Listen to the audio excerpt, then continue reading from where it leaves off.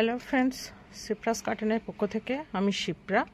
আজকে চলে এসেছি জবা গাছের পরিচর্যা নিয়ে। দেখতেই পাচ্ছেন বন্ধুরা, সিন্ডার মিডিয়াতে জবা গাছের পরিচর্যা।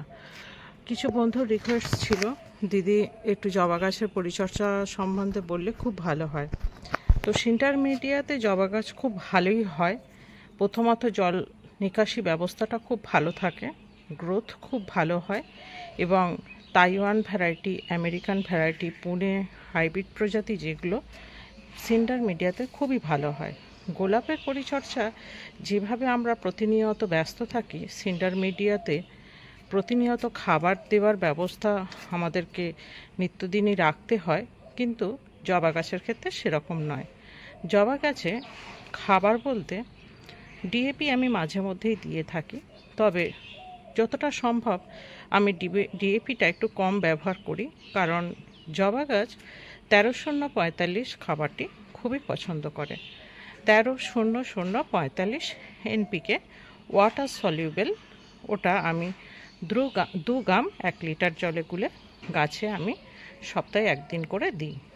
বিশেষত সর্ষে খোলের জল বা বাদাম খোলের জল জবা গাছ খুব পছন্দ করে, কিন্তু এই বর্ষার সময় আমি কেমিক্যাল ফিডিংটা একটু দিই, আর জৈব পদ্ধতিতে অর্থাৎ অর্গানিক খাবারটা আমি বর্ষাকালে একটু অ্যাভয়েড করেই চলি। এছাড়াও যে কোনো একটি মাইক্রোনিউট্রিয়েন্টস আপনারা অবশ্যই জবা গাছকে দেবেন, কারণ জবা গাছকে একটি মাইক্রোনিউট্রিয়েন্টস দিলে সমস্ত ঘাটতিটা পূরণ হয়ে থাকে।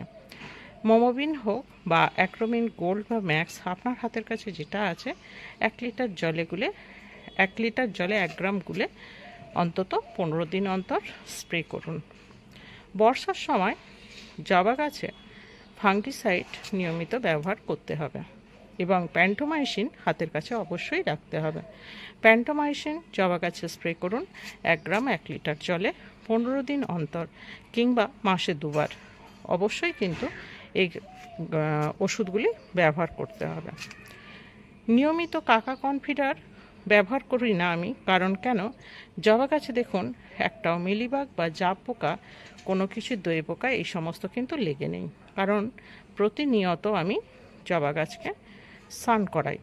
যখনই আমি 2 বার গাছকে জল দিই, তখনই কিন্তু গাছকে ওপর থেকে 2 বার স্নান করিয়ে দিই। তাই গাছ ভীষণ ফ্রেশ থাকে এবং পাতাগুলো সবুজ, কোনো পোকার উপদ্রব কিন্তু নেই। এই সময় আবহাওয়ার তারতম্যের কারণে কখনো বৃষ্টি কখনো প্রচণ্ড রোদ্দুরের কারণে গাছের পাতা একটু হলুদ হয়ে থাকবে বা হয়ে যাবে, এই নিয়ে কোনো ভয়ের কারণ নেই। এই সময়টা কখনো রোদ্দুর আর কখনো প্রচণ্ড পরিমাণে বৃষ্টির কারণে গাছের পাতা একটু হলুদ হয়ে ঝরে যাচ্ছে, এটা আবহাওয়ার তারতম্যের জন্য হয়ে থাকে। কখনো কখনো অতিরিক্ত রোদের গরমের জন্য বিশেষ করে হলুদ রঙের ফুলগুলিতেও কুঁড়ি কিন্তু ঝরে যাচ্ছে, এটা আবহাওয়া ঠিক হলে আবার ঠিক হয়ে যাবে, এই নিয়ে ভয়ের কোনো কারণ নেই। খালি একটি মাত্র বিষয় মাথায় রাখুন, গাছকে নিয়মিত স্নান করাচ্ছেন কিনা, দই পোকা, মিলিবাগ বা জাপ পোকা ইত্যাদি গাছে আক্রমণ হচ্ছে কিনা। যদি হয়ে থাকে তাহলে ডালটিকে পুনরায় সঙ্গে সঙ্গে কেটে বাদ দিয়ে দিন, নতুন করে কিন্তু আবার ব্রাঞ্চ এসে যাবে, ভয়ের কোনো কারণ নেই। যে ডালটি অতিরিক্ত পোকার উপদ্রব হয়েছে কেটে বাদ দিয়ে দিন। সিজন চেঞ্জের সময় সাধারণত এই পোকাগুলো গাছের উপর আক্রমণ করে। আরও একটা জিনিস লক্ষ্য রাখুন, গাছের গোড়ায় বিশেষ করে মাটির মিডিয়ার ক্ষেত্রে যদি জল জমে থাকে, সেই জলটি যাতে খুবই তাড়াতাড়ি ক্লিয়ার হয় সেদিকে লক্ষ্য রাখুন। সিন্ডার মিডিয়ার ক্ষেত্রে কি হয়, গাছে জল জমে না এবং অক্সিজেন সাপ্লাইটা ভালো থাকে বলে সিন্ডারের গাছের কিন্তু গ্রোথ খুব ভালো হয় এবং পাতা সাধারণত হলুদ হয় না। যে সমস্যাটা হয়ে থাকে গ্রীষ্মকালে একটু জল দিতে হয়, আদার্স কোনো সমস্যাই নেই। শীতকালে বা গ্রীষ্মকালে খোল পচানো জল জবা গাছ খুব পছন্দ করে, আমি ব্যবহার করি, তবে বর্ষাকালটা আমি একটু অ্যাভয়েড করি। এই সময় আমি লাল পটাশের জলটি কিন্তু দিই, কখনো 13-0-45 জলটিও দিয়ে থাকি। মাঝে মধ্যে এই সমস্ত খাবারগুলো ঘুরিয়ে ফিরিয়ে দিন।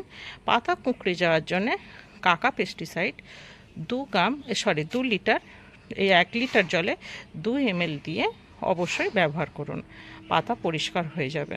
তাহলে কাকা পেস্টিসাইডটি 1 লিটার জলে 2 ml দিয়ে ব্যবহার করুন, গাছের পাতা কিন্তু পরিষ্কার টান টান থাকবে। এই ছিল আজকের জবা গাছের পরিচর্যা। যদি ভিডিওটি ভালো লেগে থাকে অবশ্যই কিন্তু লাইক কমেন্ট করবেন এবং পাশে থাকা বেল আইকনটি বাজিয়ে রাখবেন নিত্য নতুন ভিডিওর নোটিফিকেশানটি পেতে। সুস্থ থাকুন, ভালো থাকুন।